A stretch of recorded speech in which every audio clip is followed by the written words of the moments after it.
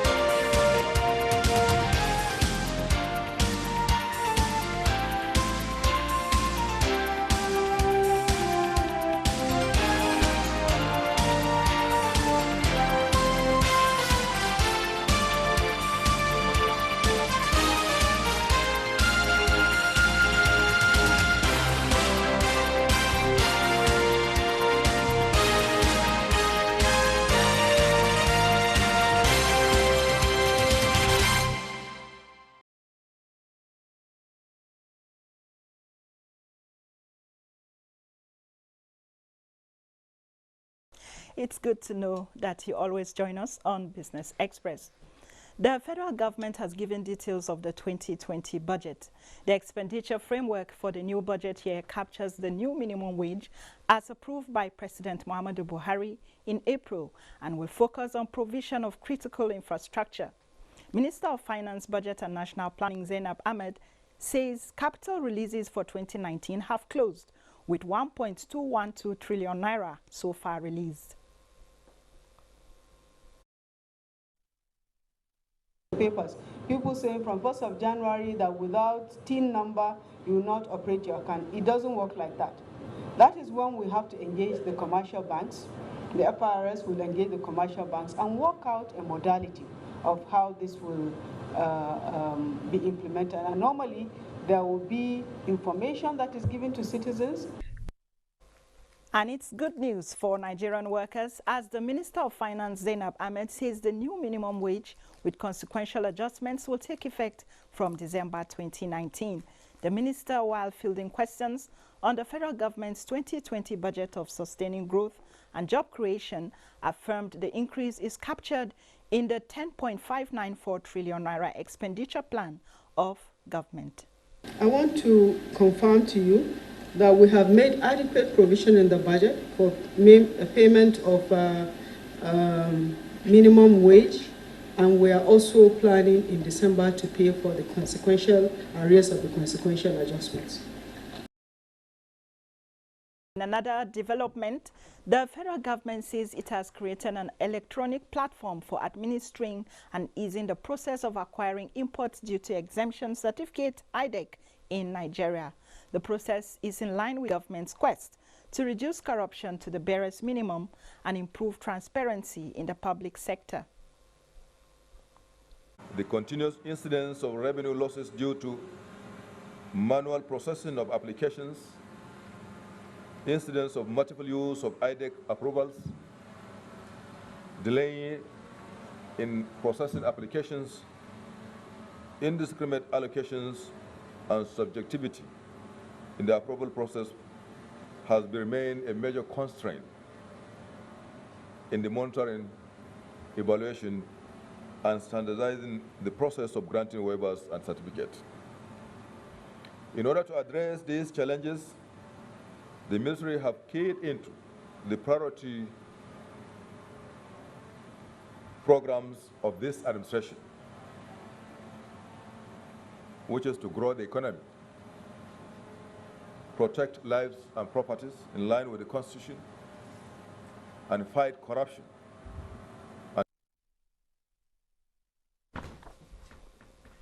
Import Duty Exemption Certificate (IDEC) is a tool used by the federal government in achieving some of its fiscal policies of increasing economic activities and employment in certain target sectors.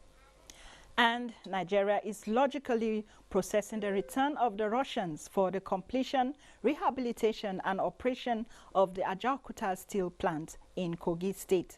The Minister of Mines and Steel Development, Omelekon Adebite, said that the deal is expected to be concluded and made functional before the end of President Muhammadu Buhari's administration. He urged the metal operators in Nigeria to work towards charting a way forward for the ailing industry to ensure economic growth, industrialization, and attendant job creation and wealth generation. Now, the African Development Bank's vision for Africa's industrialization is to contribute to doubling its industrialization GDP over the next decade, enhance economic diversification while improving competitiveness. This we intend to discuss further with those who know how, and the Senior Special Advisor on Industrialization to the President, African Development Bank, AFDB, Professor Banji Oyeyinka, is here to do justice to just that. Thank you so much for coming on Business Express. Thank you for having me. Okay. So let's talk about the GDP of African countries. How is Africa performing in terms of GDP? We can do much better. Okay. There are countries that are growing faster than others, mostly the non-oil countries like Ethiopia, Ivory Coast, all growing at 7%. Okay. Most of the oil-producing countries were hit by the 2016 recession. Many of them have not recovered. So overall GDP for Africa slowed down because of that. Big countries like Nigeria and South Africa were affected, Angola and others who produce oil. But the good news is that the non-oil countries who have chartered a part of industrialization, like Ethiopia, like I said earlier, like Cote d'Ivoire, they have been growing. Ghana, for example, all growing at 7% range. So I think things are looking up.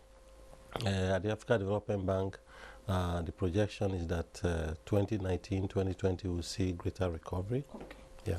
You're the coordinator of the agro-industrial processing zones. Yes. And then some other policies that affect industrialization or industries in Africa. So can you tell us how that is going? Very well. It's going on very well. As you know, this particular, what I may call industrial innovation of actually creating special agro-industrial zones was started in Nigeria by Dr. Akemi Adesina when he was Minister of Agriculture between the year 2011 to 2013, when he actually pushed to have as much as 14 zones in the country. But due to political considerations and all that, it didn't happen. But now the good news is that the present administration is putting a lot of emphasis on agro-industry. We want to move away from just talking about agriculture to agribusiness, because you have to modernize agriculture. And modernizing agriculture means industrializing agriculture, using improved seeds, more fertilizer applications, per capita and so forth. So yes, it's going well in other African countries. We are in about 12 countries right now. In fact, 2 days ago, the board of the bank approved the loan for Senegal, for Guinea, and for Mali. Okay. So we are hoping that Nigeria will follow soon. We've had very many discussions since April, and the administration is extremely very supportive of establishing the zones in the country. Okay. When we talk about industrialization, we also talk about, in fact, it invariably means talking about manufacturing. Yeah. So how is the manufacturing sector in Nigeria performing? Well, historically we have not done very well. Okay. That's let's be very clear. Okay. In 1975, UNIDO set a target that for a country to industrialize, you have to have 25% manufacturing contribution to GDP. We have operated below 10% for almost 30 years. So we haven't done very well. Part of it also because we neglected agriculture. There is no country in history that had industrialized without taking agribusiness very seriously, because that's where you move from. Structural transformation means that you move from agriculture to industry to services. And when you don't process and you neglect the techniques of production, such as, which is what constitutes manufacturing, then you fail in the way of modernization. You made a distinction between manufacturing and industry. Manufacturing is really at the center of industrialization. When you talk about industry, it includes the extractive industry, oil, and so forth. But manufacturing is that aspect of processing and adding value. And that is really the core of development. In fact, what we know from theory is that the faster the growth of manufacturing to GDP, the faster the growth of GDP itself. We're going to go back, we'll get back to that. Yeah. But we're still talking about the growth of manufacturing. Yes. The Purchasing Managers Index for Nigeria is put at 59.3% currently, suggesting an expansion for the 32nd time. Yeah. Yes, but you're saying that we are not doing so well in terms of manufacturing. So how do you see this? Well, growth comes from different dimensions. Okay. You have different sectors of economy. One of those areas where we have done relatively well is the ICT sector, telecommunications, for example. Okay. So those are the services sector. So there are contributions from, I'm sure if you go down, make a sort of a differentiation of this different sector, you'll be able to see very clearly. But also because of recent events, we are seeing more manufacturing activities locally, but we want to see more. Nigeria should not be operating at 10%. What do you make of the president's plan, President Muhammadu Buhari, his plan to, fix Ajaokuta and make it rolling before the end of his tenure? We just had it in one of our reports that funds have been released and it's going to start before the end of his tenure. What do you make of that? Well, every country that will make progress must have basic metallics, iron and steel, aluminium, and it must have the chemical industry, petrochemical complex, starting from refineries to, and others. Again, one of the reasons why our manufacturing sector had not done very well is because we don't have those. We failed along those lines. So it's a welcome thing if this will work. I don't have the details, but it's not an easy undertaking. What you will know is that almost every regime that has come will promise to revive Ajaokuta. Ajaokuta was started in 1979. That project was supposed to have been completed in December of 1982, but everything stopped. Possibly we will have it before the end of President Buhari's tenure, I pray very sincerely. Okay. And tell us about the content of Nigeria's investment policy in its quest to drive industrialization. What's the content of the policy? Yeah. So basically, we have a push for one, investment, both domestic and investment, also foreign direct investment. One of the things I know that Nigeria has achieved some success recently is the ease of doing business. We moved up a little bit. We need to do more. When you go to countries like Rwanda, you can register a company in 24 hours. You can do many things in a very short time. And that's really what we are trying to do with special agro zones. One of the things you find in special agro-industrial zones is a one-stop area where a company comes and gets everything. There are still challenges with us in terms of border immigration, the general atmosphere of the country, which I know the government is working very hard to deal with. Investment won't come because you wish for it to come. Investment comes because of capacity of bureaucrats to deal with foreigners who want to invest. It's an area where we need to do more and to train people to be less hostile to foreign investment. Okay. I'm aware that Nigeria and other African countries have adopted a policy, for a common policy for investments on the continent. Yeah. How well has Nigeria keyed into that? Well, I policy? believe part of the negotiation, you are talking of AFCTA now. Yes, that's the AFC. Yeah, we are going to the protocols now to negotiate. If the way government works, I believe, is that now the Federal Ministry of Trade, Investment and Industry will now be engaging with counterparts in other countries. As you know, the reason for AFCTA is basically to remove tariffs.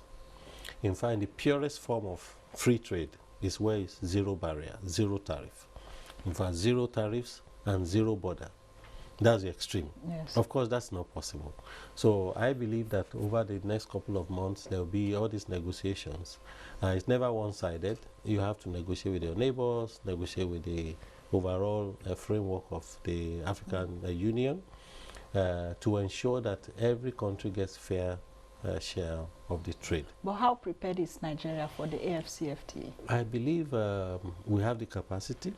Nigeria was a bit slow in signing for reasons that you know very well. The country wanted to ensure that the manufacturing sector is not shortchanged. But the president signed in July, and I know that from that time, therefrom, there will be a lot of preparation that is being done to ensure that we meet the deadlines, because usually there are deadlines for all of these protocols. Okay. Countries like Ghana are reducing their value-added tax, that's the VAT, while Nigeria is proposing increasing its own VAT by beginning of next year, 2020. How do you see this? Is this going to help push the industrialization we're talking about? Well, taxation plays so many ways. Okay. If you succeed in the governance of taxation, it will increase government revenue. But if you have too much of taxation, especially multiple taxation, that is not coordinated, it also discourages investment and penalizes especially small players. And this, I believe, is the balance that we have to strike. If we have, I will, for example, argue for a greater tax net. In other words, I'm not sure more than 20% of Nigerians pay tax. This will be the direction that I believe the government will probably be pushing for and should be pushing for in the coming months and years, to ensure that a greater percentage do pay their tax and that people see what taxation is used for. There is a lot of indirect taxation to people, because many people, even here you see people, you have your own borehole, you have your own electricity generator. It's a form of taxation. And so people then feel that, why should I pay tax? Because these are services, public goods that should be provided by government. So in the quest for a better environment, a macro environment that we all crave for, I hope this will improve in the next couple of years. Okay. Another problem that many people are pointing at is the fact that most banks, if not all banks in Nigeria, have high interest rates and then short term loans, and which people are saying is likely to affect our quests to industrialize the country. What do you make of these high interest rates, and what do you think should be done? Well, ideally, you don't want very high tax, especially interest rate, especially in environments where you want expansion in the economy. The nature of commercial banks is such that they're very short term, especially in developing countries. This is why, for example, government has set up development banks, like a Bank of Industry, Development Bank of Nigeria, who tend to now try to fix those problems of short-termism by commercial banks. Commercial banks, as you know, are mostly private banks. in an environment of free trade, it's always difficult to impose regulations on certain aspects of the monetary policies. So what should be done? What should be done is the kinds of things that the central bank is doing, trying to promote, financing of the real sector. Okay. And this is really the point that we should make. Promote small and medium enterprises, ensure that through concessionary activities they get access to low interest loans. For example, the kinds of loan that Africa Development Bank gives and Bank of Industry gives, these are really low level interest rates, for example. We need to expand that space. Okay. We need to also remove those barriers to activities of manufacturing, like lack of power, lack of roads, and so forth. Thank you very much.